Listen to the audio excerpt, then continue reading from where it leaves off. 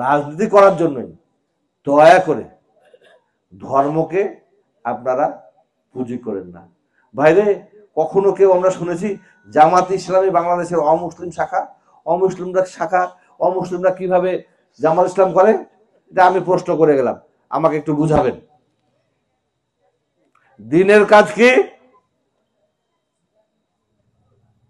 মহান রাব্বুল পাক আলামিন আমাদেরকে পরিষ্কার বলে দিয়েছেন নবী করিম মুস্তাফা সাল্লাল্লাহু আলাইহি ওয়াসাল্লামের সুপারিশের কারণে যে সালাত আদায় করতে হবে ন্যূনতম 5 ওয়াক্ত, তারপরে যতটুকু পারেন আপনি, আর সাথে ফরজ আদায় করতে হবে হলো আপনার পরিবারের দায়িত্ব পালন করে, আপনার প্রতিবেশের দায়ের হক আদায় করে, আপনার সমাজের দায়িত্ব পালন করে, আপনার ধর্ম এবং নিজ ধর্ম শুধু না, ইসলাম ধর্ম শুধু বলা আছে, ইসলাম ধর্ম প্রচার করবেন আপনি আপনার সেই উচ্ছিষ্ট সময়ে, তাহলে তো আপনার দিনের কাজ হবে। আপনার ঈমান জান্নাতে যাওয়ার আগে আপনি ইহকালে এই দুনিয়াতেই আপনি সুন্দর করে সিগনেচার করে দিয়েছেন যে যান, আপনি যান, ইয়ার টিকিট পেয়ে গেলেন, যাওয়ান জান্নাতের টিকিট পেয়ে গেলেন, নাউজুবিল্লাহ।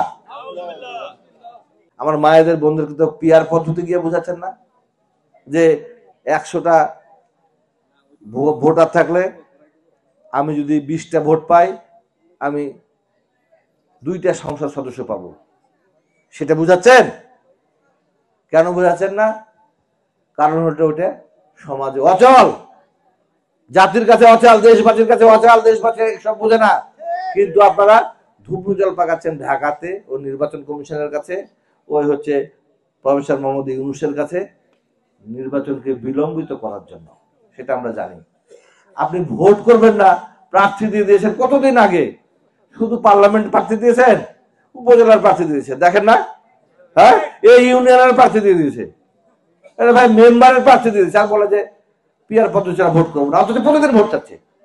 এটা আজীব এক বিষয়। আমরা তো মনে হচ্ছে যে আমরা একটা ম্যাজিশিয়ানের যুগে চলে এসেছি।